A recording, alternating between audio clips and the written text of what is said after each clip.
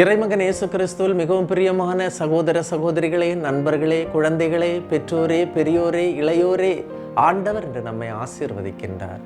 அவருடைய இறை வார்த்தை ஒவ்வொரு நாளும் காலையில் புதியதாய் இருக்கின்றது. இந்த நாளிலே புதியதாய் ஒரு இறை வார்த்தையை தந்து நம்மை ஆசீர்வதிக்கும் போது, அன்பு தெய்வமே, எங்களை ஆசீர்வதியும். எங்களுடைய வாழ்க்கையை, எங்களுடைய செயல்பாடுகளை, இன்றைய நாளில் நாங்கள் செய்கின்ற ஒவ்வொரு செயல்களையும் உம்முடைய கரத்திலே தருகின்றோம், உம்முடைய பாதத்திலே தருகின்றோம். எங்களை வழிநடத்தும், எங்களுடைய குடும்பத்தை வழிநடத்தும், பிள்ளைகளை வழிநடத்தும். உம்முடைய அருள்கரம் தொடர்ந்து இந்த நாளிலே தாங்கட்டும். ஆமென். அன்புமிக்கவர்களே, இன்றைய நாளிலே நாம் தியானிப்பதற்காக எடுத்துக்கொண்ட இறைவார்த்தை இணைச்சட்டம் 7ஆம் அதிகாரம் 12-13 இறைவார்த்தைகள். இந்த முறைமைகளை நீங்கள் கேட்டு அவற்றை கடைபிடித்து நிறைவேற்றுவீர்களாயின் உங்கள் கடவுளாகிய ஆண்டவர் உங்கள் மூதாதையரிடம் ஆணையிட்டு செய்த இரக்கத்தின் உடன்படிக்கையை காப்பார். இறை வார்த்தையை ஒருவர் நம்பும் போது, இறை வார்த்தையை ஒருவர் ஆன்மாவில் ஏற்று செயல்படும் போது கிடைக்கின்ற ஆசீர்வாதத்தை பற்றி இங்கு சொல்லப்படுகிறது. கடவுளின் வார்த்தையை கடைபிடித்து நிறைவேற்றினால் கடவுளின் ஆசீர்வாதம் நிரம்ப தங்கும் என்ற உண்மை இங்கு சொல்லப்படுகின்றது.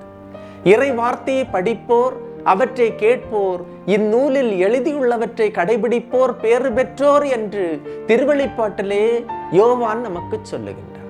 ஆக இறை வார்த்தையை படிப்பது மட்டுமல்ல, அவற்றை கேட்பது மட்டுமல்ல, கடைபிடித்து நிறைவேற்றுபவர்களிடம் கடவுளின் உடன்படிக்கை, அதுவும் கடவுளின் இரக்கத்தின் உடன்படிக்கை நிறைவேறும் என்று சொல்லப்படுகின்றது.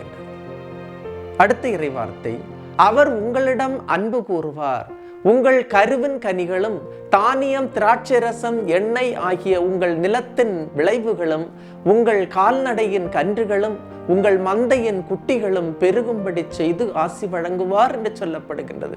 அன்புமிக்கவர்களே, இறை வார்த்தையை தக்க வைக்கும் போது, இறை வார்த்தைக்கு கீழ்ப்படியும் போது, இறை வார்த்தை என்னுடைய வாழ்க்கையாக மாறும் போது கடவுளின் ஆசீர்வாதத்தை பாருங்கள். கடவுளின் கட்டளைகளை கடைபிடிப்பவர்களிடம் அவருடைய அன்பு நிறைவாய் உள்ளது. என் வார்த்தை உங்களில் இருந்தால் நீங்கள் விரும்பி கேட்பதெல்லாம் கிடைக்கும் என்று யோவான் நற்செய்தியிலே நமக்கு சொல்லுகின்றார். நிலம், கனிகள், தானியங்கள் அனைத்தும் ஆசீர்வாதத்தால் நிரம்பும். கால்நடையாவும் மந்தைகள் பெருகி அதிகமாகும். எனது வார்த்தை உங்களில் இருந்தால் நீங்கள் விரும்பி கேட்பதெல்லாம் கிடைக்கும். அதே நேரத்திலே கடவுளுடைய வார்த்தை எனது இதயத்தில் இல்லாமல், என்னுடைய உள்ளத்தில் இல்லாமல், எனது ஆன்மாவில் இல்லாமல் நாம் கேட்பதெல்லாம் கிடைக்கும் என்பதில் சந்தேகம் கண்டிப்பாக கிடைக்காது. எனவே வார்த்தையை உள்ளத்தில் பதிக்கின்றவர்களுக்குத்தான் விரும்பியதெல்லாம் கிடைக்கும். எனவே இன்றைய நாளிலே இந்த இறை வார்த்தை நமக்கு கிடைக்கட்டும். கடவுள் சொல்லுகின்றார், எனது வார்த்தையை கேட்டு அதை கடைபிடித்து அதை நிறைவேற்றுவீர்களானால் நீங்கள் என்னுடைய மகிழ்ச்சியில் சேர்வீர்கள். நான் உங்களோடு இணைந்திருப்பேன், உங்களிடம் அன்பு செலுத்துவேன் என்று சொல்லுகின்றார். இந்த இறை வார்த்தையின் ஆற்றல் நமக்கு கிடைக்க ஜெபிப்போம்.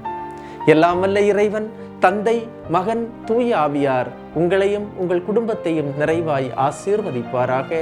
ஆமேன். இயேசுவுக்கே புகழ், இயேசுவுக்கே நன்றி. மரியே வாழ்க.